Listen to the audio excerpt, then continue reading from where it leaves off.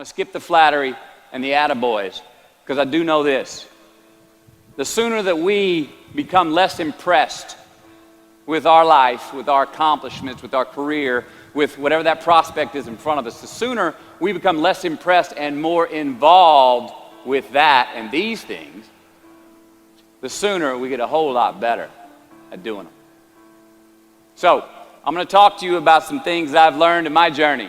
Most from experience, some of them I heard in passing, many of them I'm still practicing, but all of them I do believe are true.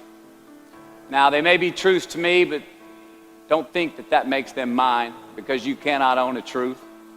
So please think of these as signposts, approaches, paradigms that give some science to satisfaction. They're yours to steal, they're yours to share, liken to your own lives, to personally apply in your own lives, in your own way, should you choose to. So, here we go.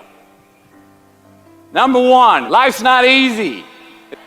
Life is not easy. It is not. Don't try to make it that way. Life's not fair. It never was. It isn't now, and it won't ever be. Do not fall into the trap, the entitlement trap, of feeling like you're a victim. You are not. Get over it and get on with it. And yes, most things are more rewarding when you break a sweat to get them. Number two, I love this one. Unbelievable is the stupidest word in the dictionary. Should never come out of our mouths. Think about it. To say, oh wow, what an unbelievable play. It was an unbelievable book, an unbelievable film, an unbelievable act of courage. Really? It may be spectacular, it may be phenomenal, most excellent or outstanding. But unbelievable? Give others and yourself more credit. It just happened. You witnessed it. You just did it. Believe it. What about the other side of unbelievable? You know, that side when we humans underperform or act out of our best character. For instance, man flies a suicide jet into the World Trade Center. Millions die from diseases every day that we have cures for. Bob the Builder swears that he's going to have your house built by Thanksgiving, and you can't move in until Christmas the next year. Our best friends lie to us, and we lie to ourselves all the time. Unbelievable? I don't think so. Again, it just happens, and it happens every day. Nothing that we Homo sapien earthlings do is unbelievable. And if there's one thing you can depend on people being, it's people. So we shouldn't be surprised. We, us, are the trickiest mammals walking the planet. I'm not worried about the monkeys. I'm worried about you and me. So acknowledge the acts of greatness as real, and do not be naive about mankind's capacity for evil, nor be in denial of our own shortcomings. Happiness is an emotional response to an outcome. If I win, I will be happy. If I don't, I won't. It's an if-then, cause and effect, quid pro quo standard that we cannot sustain because we immediately raise it every time we attain it. You see, happiness demands a certain outcome. It is result reliant. And I say, if happiness is what you're after, then you're going to be let down frequently, and you're going to be unhappy much of your time. Joy, though, joy is a different thing. It's something else. Joy is not a choice. It's not a response to some result. It's a constant. Joy is the feeling that we have from doing what we are fashioned to do, no matter the outcome. Now, personally, as an actor, I started enjoying my work and literally being more happy when I stopped trying to make the daily labor a means to a certain end. For example, I need this film to be a box office success. You know, I need my performance to be acknowledged. I need the respect of my peers.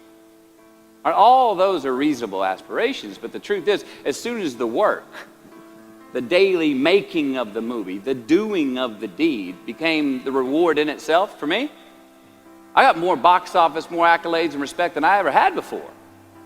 See, joy is always in process.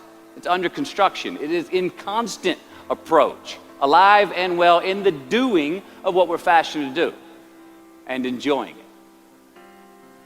Number 4, define success for yourself. Define success for yourself. Now check this out. I'm in south of New Orleans a few years ago, and I went to a voodoo shop. And they had this wooden partition against the wall with these columns. And in these columns were all these vials of these magic potions, right? And the headings above each potion defining what they would give you were things like fertility, health, family, legal help, energy, forgiveness, money. Guess which column was empty? Money. Let's admit it. Money is king today. It's what makes the world go round. It is success. The more we have, the more successful we are, right? Now, I would argue that our cultural values have even been financialized. Humility is not in vogue anymore. It's too passive. It's a get-rich-quick on the internet, richest 15 minutes of fame world that we live in, and we see it every day. But we all want to succeed, right? So the question that we've got to ask ourselves is what success is to us, what success is to you. Is it more money? That's fine. I got nothing against money. I don't. Maybe it's a healthy family. Maybe it's a happy marriage. Maybe it's to help others, to be famous, to be spiritually sound, to leave the world a little bit better place than you found it. Continue to ask yourself that question. Now, your answer may change over time, and that's fine. But do yourself this favor. Whatever your answer is, don't choose anything that will jeopardize your soul. Prioritize who you are, who you want to be, and don't spend time with anything that antagonizes your character. Don't drink the Kool-Aid, man. It tastes sweet, but you will get cavities tomorrow, all right? Life is not a popularity contest. Be brave, take the hill, but first answer that question, what's my hill? So, how do I define success? For me, myself. Well, for me, it's a measurement of 5 things. We got fatherhood. We got being a good husband. We got my health, mind, body, and spirit. We got career, and we got friendships. These are what's important to me in my life right now. So I try to measure these 5 things each day. I check in with them. I like to see whether or not I'm in the debit section or the credit section with each one. Am I in the red or am I in the black? You follow? For instance, sometimes say my career's rolling. All right, it's way up here in the black, but I see how my relationship with my wife maybe could use a little bit more of my attention. I got to pick up the slack on being a better husband. Get that one out of the red. Or say my spiritual health could use some maintenance. It's down here, but hey, man, my friendships and my social life, they're in high gear, right? I got to recalibrate. Checks and balances. I got to go to church. Remember to say thank you more often, something. But I got to take the tally because I want to keep all 5 in healthy shape. And I know that if I don't take care of them, if I don't keep up maintenance on them, one of them is going to get weak, man. It's going to dip too deep into the debit section. It's going to go bankrupt. It's going to get sick, die even. So first, we have to define success for ourselves. And then we have to put in the work to maintain it. Take that daily tally. Tend our garden. Keep the things that are important to us in good shape. I mean, let's admit it. We've all got 2 wolves in us. A good one and a bad one. And they both want to eat. The best I can tell, we just got to feed that good one a little more than the other one. Here we go. Number 5. Process of elimination is the first step to our identity. AKA, where you are not is as important as where you are. All right, 1992, I got my first job as an actor. 3 lines, 3 days work in a film called Dazed and Confused. All right. All right, all right, all right. There we go. So this director of that film, Richard Linklater, he kept inviting me back to set each night, putting me in more scenes, which led to more lines, all of which I happily said yes to.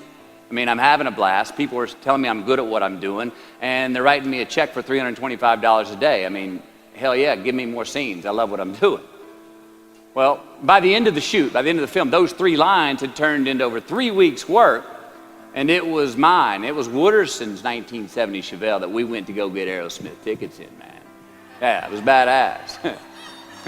Well, a few years ago, I'm watching this film again, and I noticed two scenes that I really shouldn't have been in.